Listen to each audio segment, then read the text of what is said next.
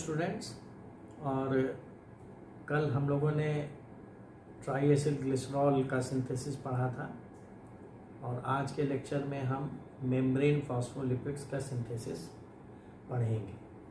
Membrane phospholipids को हम ग्लिसरोफॉस्फोलिपिड्स भी बोलते हैं और इसमें जो है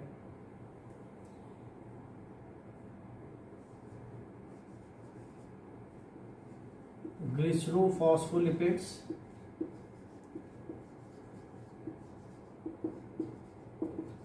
जिसमें ग्लिसरॉल एक बैकबोन की तरह काम करता है और दो ग्रुप होते हैं। दूसरा है स्फिंगोलिपिड्स जिसमें स्फिंगोसीन जो है बैकबोन की तरह काम करता है। तो एक जनरल जो इसका एक नियम है कि जनरल प्रोसेस क्या होगा। जनरल प्रोसेस ये होगा कि फॉर्मेशन ऑफ बैकबोन,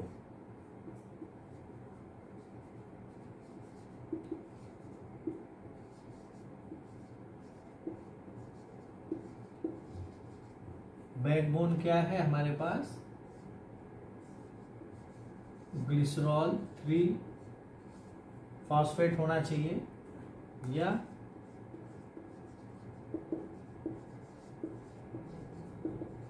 स्फिंगोसीन होना चाहिए। फिर नेक्स्ट स्टेप क्या हो जाएगा कि esterification of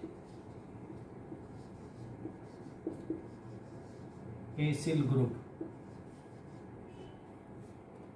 acyl group on C1 and C2 carbon. फिर तीसरा क्या है स्टेप, जनरल स्टेप है कि एडिशन ऑफ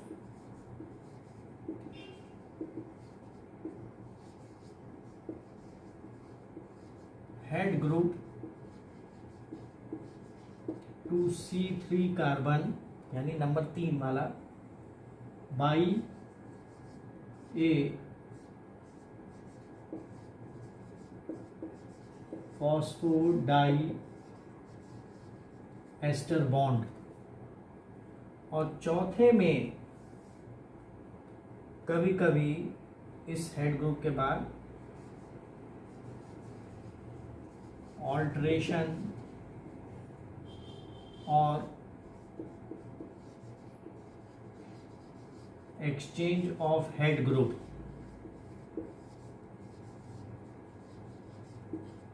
तो ये एक जनरल प्रोसेस है किसी भी फॉस्फोलिपिड्स के बनने में कि हमें एक बैकबोन चाहिए, उस बैकबोन में एसिल ग्रुप जुड़ जाए एस्टर लिंकेज से। फिर उसके बाद जो थर्ड कार्बन है उसमें एक फॉस्फेट ग्रुप जुड़ जाए और उस फॉस्फेट ग्रुप से एक हेड ग्रुप जुड़ जाए जो कि एक फॉस्फेट वाले ग्रुप में 2 एस्टर बॉन्ड बना दे। उसके बाद बहुत से ऐसे भी सिंथेसिस के प्रोसेस हैं जिसमें हेड ग्रुप को थोड़ा सा मॉडिफाई होना पड़ता है, तब फाइनली एक्टिव फॉस्फोलिपिड बनता है। और बहुत सारे ऐसे भी सिंथेसिस हैं, प्रोसेस है जिसमें हेड ग्रुप ही केवल चेंज होता है और बाकी सब वही बना रहे, यानी एक बार एक बन जाता है फिर उसमें हेड ग्रुप मॉडिफाई होता है और दूसरा फॉस्फोलिपिड बन जाता है। जैसे सीरीन में अगर डीकार्बोक्सिलेशन हो तो वो इथेनोलामीन बन जाएगा, या इथेनोलामीन में अगर मिथाइल ग्रुप जुड़ जाए तो वो कोलीन बन जाए। तो ये एक सिंपल 4 स्टेप का प्रोसेस है ग्लिसरोफॉस्फोलिपिड्स के बनने का। इसमें अगर हम असली स्टेप्स की बात करें तो जो शुरू के 2 स्टेप हमने ट्राई एसिल ग्लिसरॉल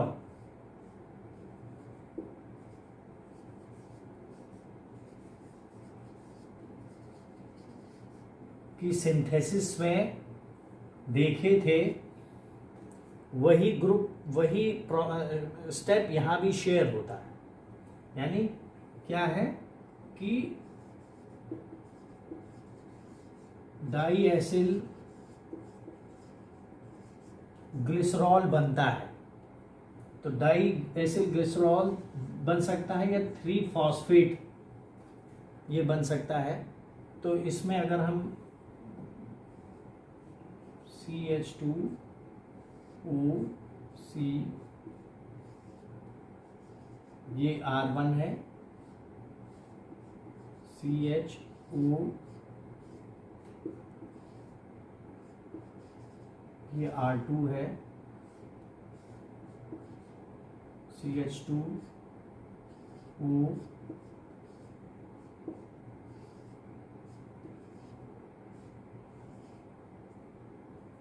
ये जो है डाई एसिल ग्लिसरॉल 3-फॉस्फेट। अब इसमें हेड ग्रुप जुड़ेगा। तो हम अगर इसे अभी हटा दें, या पहले यही देख लीजिए फॉस्फोडाइएस्टर बॉन्ड क्या होता है। देखिए क्या है कि अगर हम इसे हटा दें तो डाई एसिल ग्लिसरॉल बनेगा, जो कि एक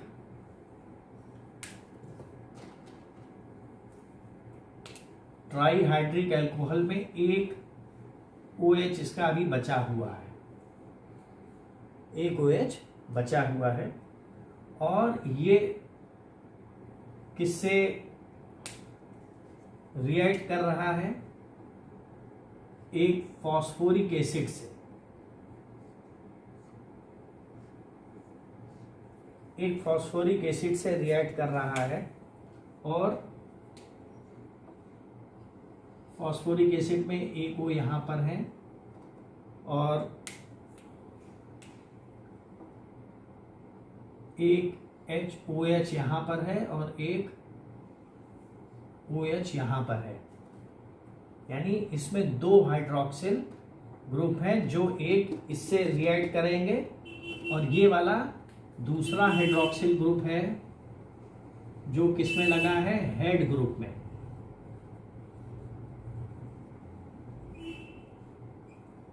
हेड ग्रुप में। तो ये क्या होगा कि इन दोनों के रिएक्शन से एक पानी बाहर निकल जाएगा, और इन दोनों के आपसी रिएक्शन से एक वाटर मॉलिक्यूल बाहर निकल जाएगा। तो जब बाहर निकल जाएगा तो हम बाद में इसे कैसा लिख सकते हैं, या यहां मैं बना दूं केवल उसको। तो इसमें फॉस्फो डाई एस्टर कहाँ बना? डाई एस्टर बना, एक ये O और एक ये वाला हिस्सा और एक ये। हम जानते हैं एस्टर बॉन्ड किसे बोलते हैं? जिसमें ऑक्सीजन से लिंक हो।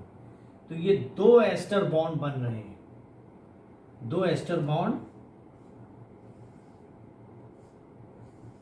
बन रहे हैं। इसीलिए हम इन्हें कहते हैं कि the third C3 is attach with head group by means of diphosphodiester bond. तो ये जो डाईएस्टर बॉन्ड क्या है? ये वाला O है जो बाद में दोनों तरफ फास्फोरस के बनेगा।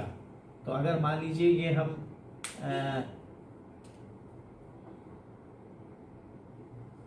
ये वाला हटा दें पानी में,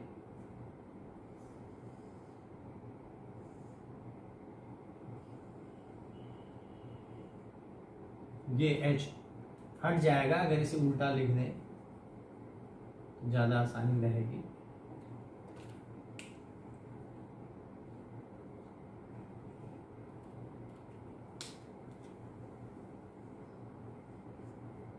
तो ये वाला O इससे मिलके तो इसी को हम फॉस्फोडाइएस्टर बॉन्ड कहते हैं। अब ये फॉस्फोडाइएस्टर बॉन्ड, ये तो आपने एक जनरल देख लिया कि एक डाईएसिल ग्रुप बना है, उसमें तीसरा हाइड्रोक्सिल ग्रुप खाली है। इस हाइड्रोक्सिल ग्रुप से हेड ग्रुप को जुड़ना है। हेड ग्रुप कुछ भी हो सकता है, सीरीन है, कोलिन है, इनोसिटॉल है, कुछ भी, इथेनोलामीन है, कुछ भी हो सकता है। लेकिन वो कैसे जोड़ेगा? बीच में फॉस्फेट की वजह से, यानी फॉस्फोडाइएस्टर बॉन्ड। लेकिन ऐसा सिंपल नहीं है। इसमें फास्फोरस की दो स्ट्रेटेजी होती है कि या तो फास्फोरस पहले ग्लिसरॉल से जुड़ा रहे, यानी डाइएसिल ग्लिसरॉल 3 फॉस्फेट बना हो, या फॉस्फेट हेड ग्रुप से जुड़ा रहे। ये दो स्ट्रेटेजी है। तो वो दो स्ट्रेटेजी है, उसमें फॉस्फेट कौन जोड़ेगा? तो उसमें फॉस्फेट जोड़ेगा साइटिडीन डाइफॉस्फेट। साइटिडीन डाइफॉस्फेट जो है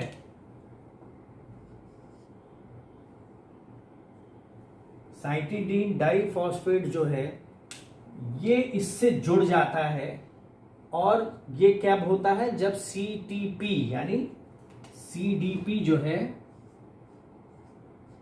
ये जुड़ेगा जब CTP अटैक करेगा। तो CTP जब अटैक करता है इन पर, यानी एक्ट करता है, रिएक्ट करता है, तो CDP प्लस पायरोफॉस्फेट बाहर निकल जाता है। तो CDP इनके साथ जुड़ जाते हैं। तो जब CDP जुड़ जाते हैं तो CDP या तो इस ग्लिसरॉल वाले एसिल को एक्टिवेट करेगा या हेड ग्रुप को करेगा। तो उसको मैं भी आपको बता रहा हूं कि मान लीजिए जैसे यही देख लीजिए, ये 2 फॉस्फेट ग्रुप जुड़ गए तो डाइफॉस्फेट है, तो फॉस्फेट जुड़ रहे हैं, इस पर केवल क्या लगा रहेगा, एक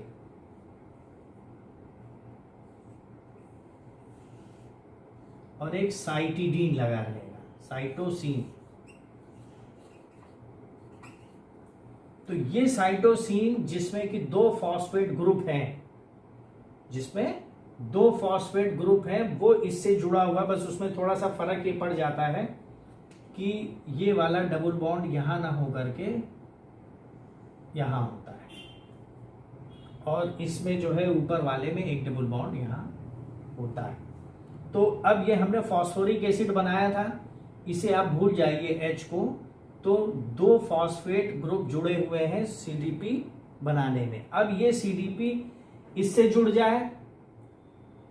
जुड़ जाए तो ये CDP डाइएसिल ग्लिसरॉल कहलाएगा। और अगर वो हेड ग्रुप से, यही सारी चीज हेड ग्रुप से जुड़ जाए यहां पर, तो वो हेड ग्रुप के साथ जुड़ी हुई है। तो 2 स्ट्रेटेजी होती है जिसमें कि यूकैरियोट्स में दोनों स्ट्रेटेजी एम्प्लॉय होती है कि प्लांट या एनिमल किसी भी तरीके से इन्हें एक्टिवेट कर सकता है, यानी फॉस्फेट इसमें जोड़ सकता है। चाहे तो CDP के पहले ग्लिसरॉल को एक्टिवेट करके फॉस्फेट जोड़ दे, या CDP हेड ग्रुप को एक्टिवेट करके उसमें फॉस्फेट जोड़ दे। लेकिन जो बैक्टीरिया है उसमें सिर्फ यही वाली स्ट्रेटेजी काम करती है कि डाइएसिल ग्लिसरॉल जो है उसी को CDP एक्ट करके उसी को एक्टिवेट करेगी, तो हम उसे CDP डाइएसिल ग्लिसरॉल बोल देते हैं। अगर ये पूरा इसमें जुड़ा हुआ है, इसको हटा दीजिए, तो ये क्या हो जाएगा, इसे क्या बोलेंगे, CDP डाइएसाइल ग्लिसरॉल। चूंकि CDP का रोल लिपिड सिंथेसिस में यूजीन P कैनेडी ने खोजा था। यूजीन P कैनेडी, इसलिए इस वाले रिएक्शंस को कैनेडी पाथवे भी बोला जाता है।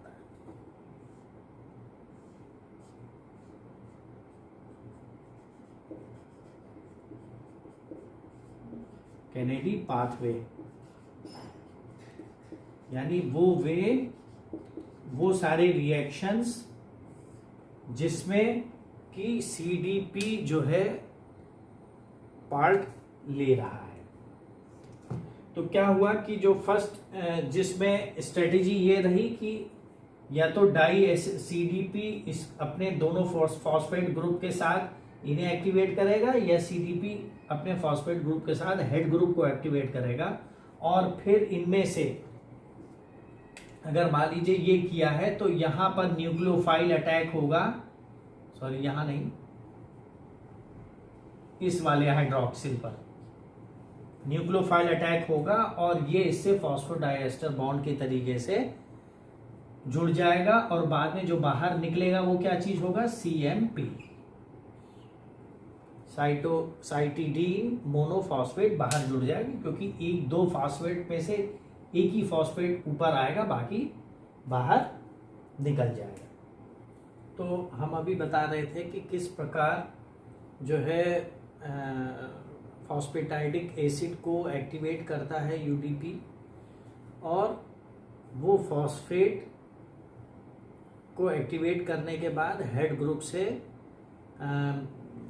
डाइएस्टर लिंकेज से जोड़ देता है। अब यहाँ अगर हम उसको फिर से देखें कि कैसे होता है एक्टिवेशन, तो हमने आपको बताया था कि दो स्ट्रेटेजी होती है, कि दो स्ट्रेटेजी खैर वो हो गई। हम आपको ये यहाँ एग्जांपल दे रहे हैं कि किस प्रकार जैसे फॉस्फेटाइडिल सीरीन है, इथेनोलामीन है, या हेड ग्रुप में फॉस्फेटाइडिल ग्लिसरॉल भी लग जाता है तो फॉस्फेटाइडिल ग्लिसरॉल भी हो जाता है।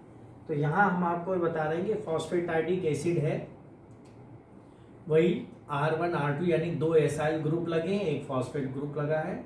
वो कैसे लगा है, किसी भी ग्लिसरॉल 3 फॉस्फेट में, यानी ग्लिसरॉल के 3 फॉस्फेट में एस्ट्रिफिकेशन हुआ, एसिड ट्रांसफरेज की वजह से एसिल ग्रुप आकर के लग गए तो डाई एसिल फॉस्फोरिक एसिड या फॉस्फेटाइडिक एसिड बन जाता है। इस पर CTP चूंकि एनर्जी चाहिए तो एक एनर्जी रिच कंपाउंड इस पर एक्ट करता है और यहाँ पर एक फॉस्फोरस के ग्रुप और जुड़ करके साइटोसिन से CDP डाइएसिल ग्लिसरॉल बना लेता है।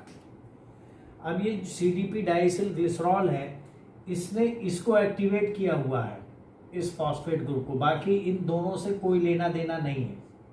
अब आगे की जो रिएक्शन होगी उसमें इस R1 R2 से कोई लेना देना नहीं, वो कुछ भी हो सकते हैं। जो पहले भी मैंने आपको बताया कि R1 ज़्यादातर सैचुरेटेड होता है, R2 ज़्यादातर अनसैचुरेटेड होता है। तो अब ये सारा काम जो है इस वाले फॉस्फेट में हेड ग्रुप को जोड़ना है। जैसे ही हेड ग्रुप को जुड़ेगा तो ये वाला फॉस्फेट यानी साइटोसिन मोनोफॉस्फेट अलग होके निकल जाएगा। तो जब ये अलग होके निकल जाएगा, जैसे यहाँ से मान लीजिए इसी में हम लिखते हैं तो सीरीन है, CMP बाहर, इधर भी CMP बाहर हो गया। अब ये हमने एग्जाम्पल लिया सीरीन का, जुड़ जाए, ये एग्जाम्पल लिया ग्लिसरॉल का।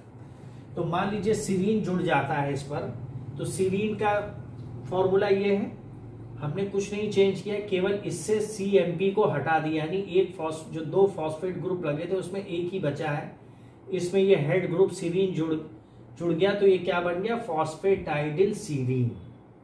अब यहां पर ग्लिसरॉल, अगर हम ग्लिसरॉल 3 फॉस्फेट को ही जोड़ दें तो ये देखिए ग्लिसरॉल के नंबर 1, 2 और 3 यानी 1 कार्बन, 2 कार्बन और ये 3rd कार्बन है जिस पर कि एक फॉस्फेट ग्रुप जुड़ा हुआ है, इसीलिए ग्लिसरॉल 3 फॉस्फेट है। ये as a group head group भी जुड़ जाता है, जिससे कि ये फॉस्फेटाइडिल ग्लिसरॉल 3 फॉस्फेट बनेगा जब पहले जुड़ेगा।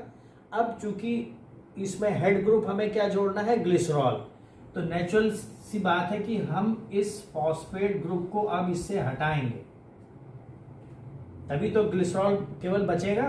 तो जब हम फॉस्फेट ग्रुप को हटाते हैं तो एंजाइम क्या हो जाता है, फॉस्फेटेज हो जाता है।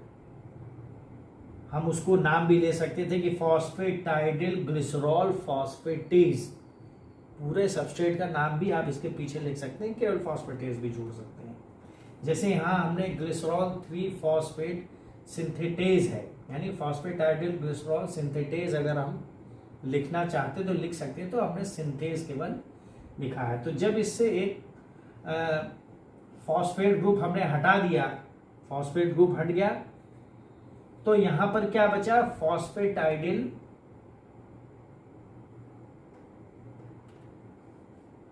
फॉस्फेटाइडिल ग्लिसरॉल। क्यों जुड़ गया, क्योंकि R1 R2 है, यानी फॉस्फेटाइडिल तो है ही है। अब इसमें हेड ग्रुप क्या जुड़ा है, CH2 CHOH CH2OH, यानी प्योरली ग्लिसरॉल इससे जुड़ गया है। अब क्या होता है कि ये जो फॉस्फेटाइडिल ग्लिसरॉल है और फॉस्फेटाइडिल सीरीन है, ये बेसिक लिपिड्स हैं, फॉस्फोलिपिड्स, जो कि अब फिर से रिएक्ट करके, यानी अब ये बेसिक लिपिड यहां बन गया है हमारे पास, अब ये फिर से रिएक्ट करके दूसरे वो बना लेते हैं फॉस्फोलिपिड्स को। तो दूसरे फॉस्फोलिपिड्स को कैसे बनाएंगे? फॉस्फेटाइडिल ग्लिसरॉल, जो कि R1 R2 के साथ एक फॉस्फेट है और एक ग्लिसरॉल जुड़ा हुआ है, अगर ये दोनों आपस में कंडेंस कर जाए, यानी इनके दो मॉलिक्यूल आपस में रिएक्ट कर जाएं, तो वो फॉस्फेटाइडिल ग्लिसरॉल, यानी इस ग्लिसरॉल में एक फॉस्फेटाइडिल ग्लिसरॉल और जुड़ जाए, तो जो बैक्टीरियल ये सिंथेसिस में कार्डियोलिपिन बनेगा। क्योंकि कार्डियोलिपिन बनेगा इसलिए ये सिंथेस, हमने इसके आगे एंजाइम का नाम लिखा हुआ। तो कैसे बन जाएगा? एक तो यही है जिसके आप इसे ये माने कि ये ग्लिसरॉल पूरा इसके फॉस्फेट के साथ जुड़ा है, तो एक ये है, इसमें फॉस्फेट ग्रुप है, ये ग्लिसरॉल जुड़ा हुआ है। और दूसरा जो दूसरा फॉस्फेटाइडिल ग्लिसरॉल है, उससे एक ग्लिसरॉल बाहर निकल जाता है, यानी जब ये फॉस्फेटाइडिल ग्लिसरॉल इससे रिएक्ट करता है तो एक ग्लिसरॉल पूरा का पूरा बाहर निकल जाएगा, तो एक ही ग्लिसरॉल बचेगा। क्योंकि यहां से लेकर के ये जो पूरा ये हिस्सा है, यही फॉस्फेटाइडिल ग्लिसरॉल है। क्योंकि यहां भी देखिए वही चीज है, R1 R2 फॉस्फेट ग्रुप और ग्लिसरॉल, यहां भी R1 R2 phosphate group and glycerol. तो क्या होता है कि इसमें कार्डियोलिपिन वो स्ट्रक्चर है जिसमें दो फॉस्फेटाइडिल ग्रुप सिंगल हेड ग्रुप से जुड़े होते हैं, सिंगल हेड ग्रुप से जुड़े होते हैं। तो इधर वाला R1 R2 यानी R1 R2 और फॉस्फेट से किससे जुड़ा है? ग्लिसरॉल से जुड़ा है। इधर भी R1 R2 फॉस्फेट से किससे जुड़ा है? ग्लिसरॉल से जुड़ा है। तो सिंगल हेड ग्रुप से जब दो फॉस्फेटाइडिल ग्रुप जुड़ जाते हैं तो उसे हम कार्डियोलिपिन बोलते हैं। यानी कार्डियोलिपिन जो कि एक मेजर मैसेज ट्रांसफरिंग लिपिड है, वो सिग्नल ट्रांसफरिंग, तो वो यहां पर किससे बन रहा है? फॉस्फेटाइडिल ग्लिसरॉल से बन रहा है। अब हम यहां पर सीरीन को देखें तो फॉस्फेटाइडिल सीरीन है। सीरीन में आप ये देख रहे हैं कि एक कार्बोक्सिलिक ग्रुप यहां लगा हुआ है। उस कार्बोक्सिलिक ग्रुप को अगर हम कार्बन डाइऑक्साइड के रूप में बाहर निकाल दें तो क्या बन जाएगा? फॉस्फेटाइडिल डी कार्बोक्सिलेज, यानी कार्बोक्सिल ग्रुप हमने निकाल दिया तो क्या बन जाएगा? फॉस्फेटाइडिल इथेनोलामीन, फॉस्फेटाइडिल इथेनोलामीन बन जाएगा। तो बेसिक इसमें क्या बना हमारे पास? एक ये सीरीन था, सीरीन बेसिक लिपिड है, और फॉस्फेटाइडिल ग्लिसरॉल एक बेसिक लिपिड है। ये बैक्टीरिया में होता है। यूकैरियोट्स में यानी ईस्ट में जाए तो भी बेसिक सारा जो रिएक्शन है वो यही होता है। यहां थोड़ी सी डिफरेंस होती है। यहां अभी हमने आपको बताया कि फॉस्फेटाइडिल ग्लिसरॉल ही फिर से फॉस्फेटाइडिल ग्लिसरॉल से जुड़ रहा है। फॉस्फेटाइडिल ग्लिसरॉल फिर से फॉस्फेटाइडिल ग्लिसरॉल से जुड़ रहा है। लेकिन अगर यूकैरियोट होगा तो ये किससे जुड़ेगा? डाई एसाइल ग्लिसरॉल से जुड़ेगा।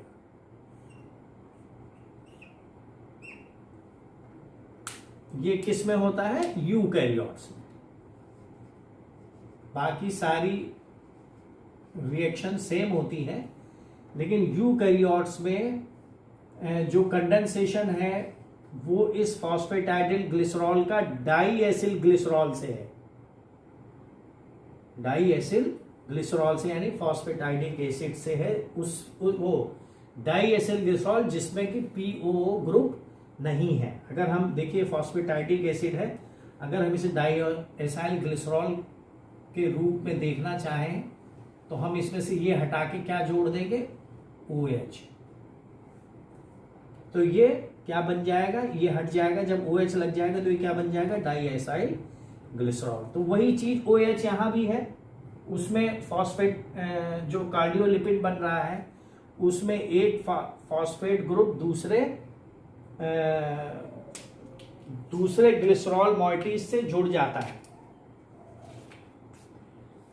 तो यहां ये फर्क आया। दूसरा फर्क ये आया कि अगर हम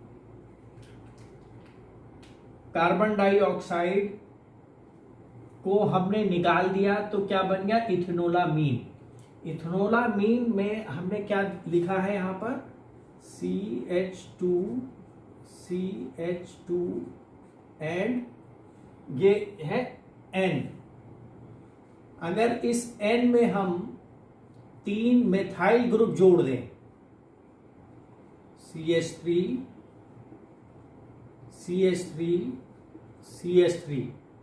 तो ये क्या बन जाएगा, कोलीन बन जाएगा।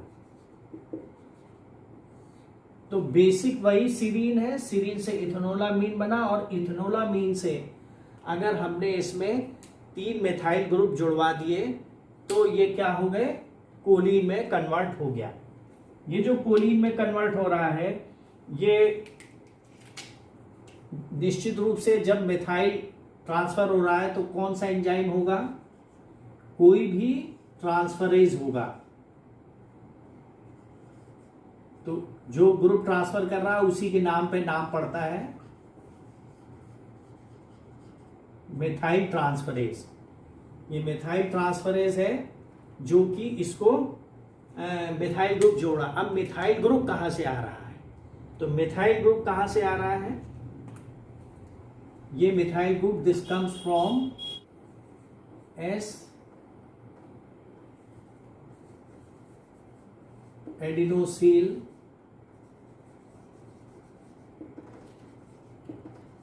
मेथियोनिन।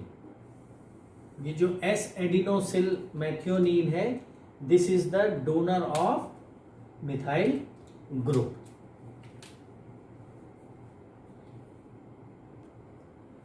तो ये हमने देखा कि किस प्रकार जो है सीरीन इथेनोलामीन में कन्वर्ट होता है, और इथेनोलामीन फिर से किस तरह अगर मेथाइल ग्रुप एक्ट करें इस पर और 3 मेथाइल ग्रुप जुड़ जाएं तो कोलीन में चेंज हो सकता है।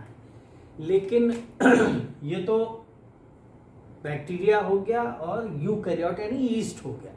लेकिन मैमल्स में क्या होगा, अब मैमल्स जो है, मैमल्स में सीरीन नहीं बनता है। फॉस्फेटाइडिल सीरीन किससे नहीं बनता है, CDP डाइएसिल ग्लिसरॉल से सीरीन के कंडेंस होने से नहीं बनता है, ये मैमल्स का। तो अब ये सीरीन कहां बनेगा, सीरीन बनेगा इथेनोलामीन और कोलीन। ये जो फॉस्फेटाइडिल कोलीन है, फॉस्फेटाइडिल कोलीन है और जो इथेनोलामीन है, इससे बनता है। तो क्या होता है कि इनमें फॉस्फेटाइडिल इथेनोलामीन में एक्सचेंज ऑफ हेड ग्रुप हो जाता है। अभी मैंने आपको बताया था कि जो 4th वन है जनरल प्रोसेस, उसमें 3rd वन यानी अटैचमेंट ऑफ हेड ग्रुप के बजाय हेड ग्रुप जब जुड़ जाता है तो उसका एक्सचेंज भी हो सकता है। तो मैमल्स में क्या होता है जनरली कि इथेनोलामीन और जो कोलीन हेड ग्रुप के रूप में यहां जुड़े हुए हैं, उनको सीरीन एक्सचेंज कर देता है, सीरीन एक्सचेंज कर देता है। दूसरा मतलब ये तो एक डिफरेंस हुआ कि फॉस्फेटाइडिल सीरीन किससे नहीं बन रहा है, डाइएसिल ग्लिसरॉल यानी CDP डाइएसिल ग्लिसरॉल से सीरीन नहीं बन रहा है, बल्कि इससे रिवर्स होके बन रहा है। दूसरी खास बात क्या है कि जो इथेनोलामीन या कोलीन भी बन रहे हैं, वो उस स्ट्रेटेजी के तहत नहीं बन रहे हैं जिसमें कि यहां नंबर 1 स्ट्रेटेजी थी कि फॉस्फेटाइडिक एसिड में CTP की रिएक्ट से एक CDP डाइएसिल ग्लिसरॉल बना है। वो नंबर 2 स्ट्रेटेजी थी, वो क्या थी कि CDP यानी CDP जो है वो हेड ग्रुप से जुड़ जाए। तो यहां पर जो इथेनोलामीन, मैमल्स की बता रहा हूं कि जो इथेनोलामीन और कोलीन बन रहे हैं पहले सीरीन से पहले, उसमें जो हेड ग्रुप है वो CDP से एक्टिवेट हो रहा है, न कि हमारा फॉस्फेटाइडिक एसिड एक्टिवेशन। तो मैमल्स में ये थोड़ा सा डिफरेंस है।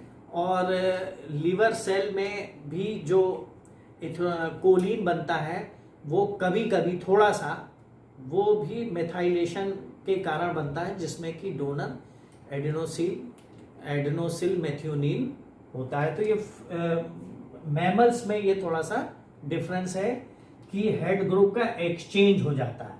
वो हम यहाँ फिर से वो नहीं बना रहे, नहीं तो अगर वही रिएक्शन बनाना हो तो हम ये बनाएंगे, फिर उसमें तीर लगा के दिखाएंगे कि इथेनोलामीन बाहर जा रहा है और सिवीन अंदर आ रहा है।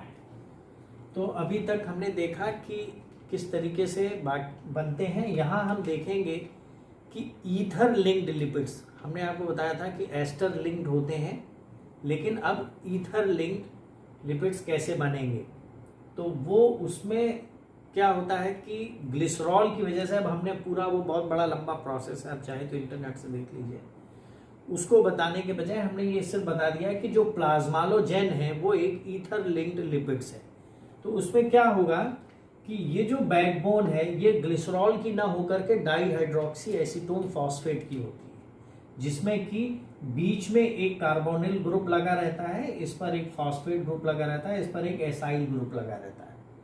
तो जानते हैं आप कि कार्बोनिल ग्रुप को हम रिड्यूस करके एल्डिहाइड ग्रुप में कन्वर्ट कर सकते हैं। तो एक तो वो प्रोसेस इसमें होगा। दूसरा, यहाँ पर जो भी एसाइल ग्रुप है उसकी जगह एक लॉन्ग फैटी एसिड चेन की जगह एक long chain aliphatic chain alcohol की जुड़ जाती है। तो जो अल्कोहल की जुड़ जाती है उससे पहले, ये अल्कोहल वाला ग्रुप हाइड्रोक्सिल ग्रुप है, अल्कोहल की जुड़ने के बाद उसमें एक डबल बॉन्ड क्रिएट होता है और एक तीसरा फैटी एसिड का एक तीसरा ग्रुप आता है R3 जिसे हमने लिखा हुआ है, वो उस अल्कोहल के साथ जुड़ जाता है। तो ये प्लाज्मालोजेन का स्ट्रक्चर है। तो इसमें कोई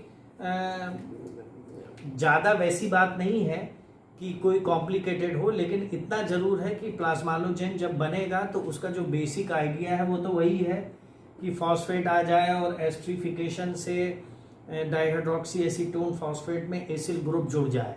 लेकिन बाद में जो उसमें मेजर जो टर्निंग पॉइंट है वो क्या है कि उस एसिल, जो पहला एसिल ग्रुप जुड़ा था एस्ट्रिफिकेशन से, that was replaced by a long chain alcoholic group. वो अल्कोहलिक ग्रुप जब इसमें जुड़ जाता है तो ये डाइहाइड्रोक्सी एसीटोन फॉस्फेट, लेकिन बाद में जब यहाँ पर एल्डिहाइड ग्रुप हो गया तो ये ग्लिसरॉल बैकबोन में बदल गया। ये तो अगर कार्बोनिल होता है तो डाइहाइड्रोक्सी एसीटोन फॉस्फेट होता है, लेकिन यहाँ पर एल्डिहाइड ग्रुप यानी इसके रिडक्शन के बाद ये एक ग्लिसरॉल में कन्वर्ट हो जाता है। और इस सिंथेसिस में मेन हमें याद रखना है कि plasmalogen synthesized by the replacement of acyl group by the long chain alcohol, aliphatic alcohol, ये उसका है। उसके बाद स्फिंगोलिपिड्स हैं।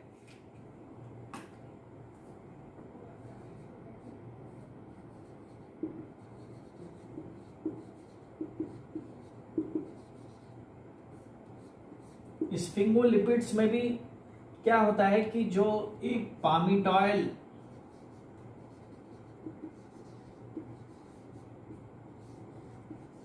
कोएंजाइम ये है जो 18 कार्बन का एक ग्रुप है, इसमें एक सीरीन जुड़ जाती है। सीरीन अभी हमने आपको बताया था कि कार्बोक्सिल ग्रुप वाली, वो इधर जैसे मान लीजिए सी है,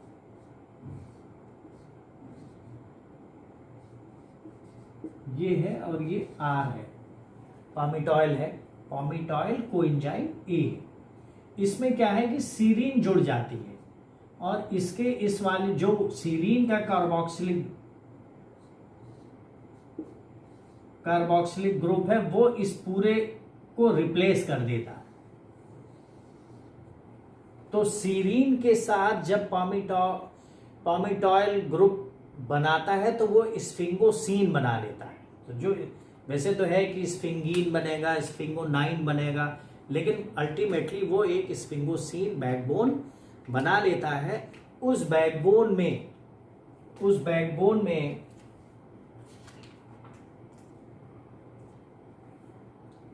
मान लीजिए बैकबोन है तो उस बैकबोन में एस्टर के बजाय एमाइड लिंकेज से एक एसाइल ग्रुप जुड़ा रहेगा और एक फॉस्फेट ग्रुप से दूसरा हेड ग्रुप जुड़ा रहेगा। तो ये जो एमाइड है, ये एमाइड किसका है? सीरीन में। सीरीन में भी तो एक एमाइड था, तो सीरीन का जो एमाइड है उससे एक आर जुड़ जाएगा। यहां पर पामिटॉइल ग्रुप जुड़ा हुआ है। ये जो दूसरा सीरीन का जो पहला वाला CH2 है उससे एक फॉस्फेट ग्रुप जुड़ा है, और जब फॉस्फेट ग्रुप से एक क्या कहते हैं, कोलिन जब जुड़ता है, कोलिन आपको याद होगा कि कोलिन हम लोग कैसे बनाते थे? CH2N और उसमें मिथाइल ग्रुप 3। तो जब इस पामिटॉइल कोएंजाइम से सीरीन जुड़ता है, स्फिंगा 9 बनता है। स्फिंगा 9 में हम रिएक्शन थोड़ा सा और करा करके उसमें एक R group, acyl group amino acid को आर ग्रुप को एमाइड लिंकेज से जुड़ जाता है। उसमें एक फॉस्फेट ग्रुप हम ऐड करते हैं, और जब कोलिन ऐड हो जाता है एज ए हेड ग्रुप, तो इसका नाम क्या हो जाता है? स्फिंगोमाइलिन।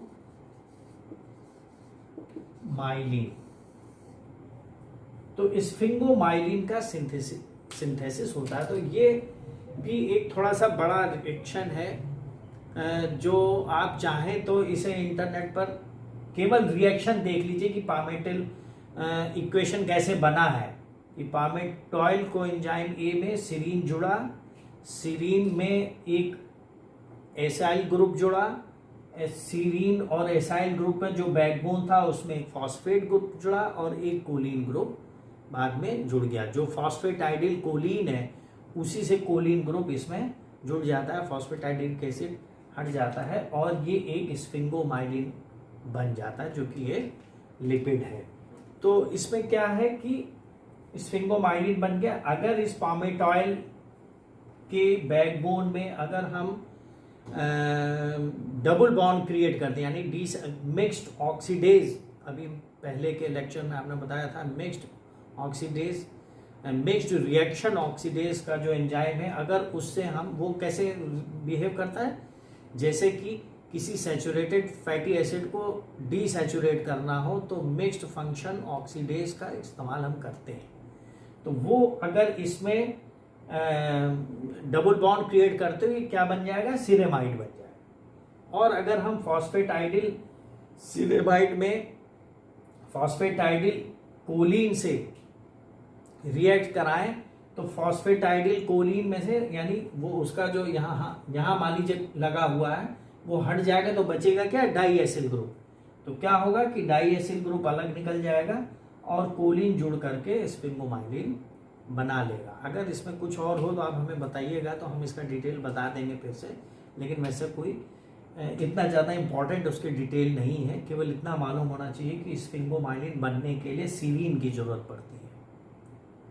ये बस याद होना चाहिए कि सीरीन की जो बैकबोन है और वो पामिटॉइल कोएंजाइम ए के साथ मिलकर के स्फिंगोमाइलिन बनाती है। तो this is the synthesis of phospholipids found in membrane. और ये चीज़ जो मैंने नहीं बताई वो ये है कि जो स्फिंगोमाइलिन है ये कहाँ बनती है? स्फिंगोमाइलिन, यानी वैसे वो उसे जाने, ग्लिसरोफॉस्फोलिपिड्स कहाँ बनती है? स्मूथ एंडोप्लाज्मिक रेटिकुलम में। और स्फिंगोमाइलिन का जो हेड ग्रुप है, हेड ग्रुप ध्यान दीजिएगा, वो गोल्गी बॉडी में अटैच होता है।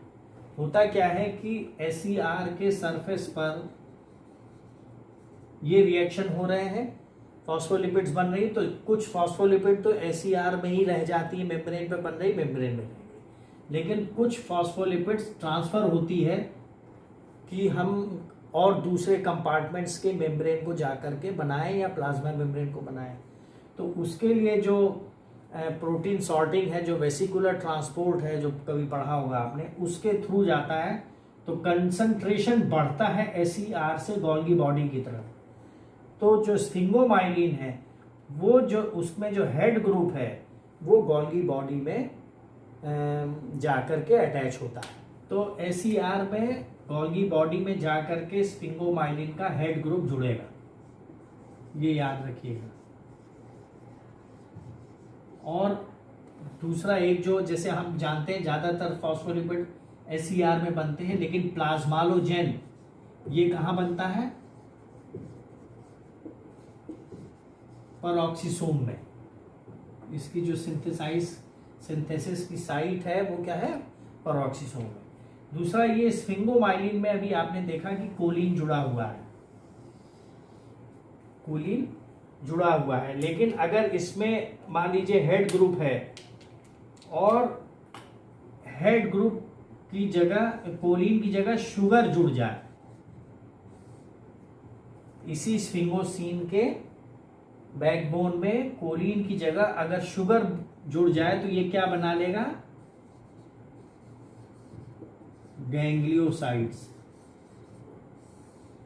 गैंग्लियोसाइट्स भी हम जानते हैं जो सेरिब्रोसाइट्स हैं और गैंग्लियोसाइट्स हैं, जो कि स्फिंगोसीन में शुगर के अटैच होने पर बनती है। So this is all about the synthesis of phospholipid. और जो नेक्स्ट लेक्चर है वो हमारा कोलेस्ट्रॉल सिंथेसिस के ऊपर होगा। तब तक के लिए थैंक्स फॉर वॉचिंग।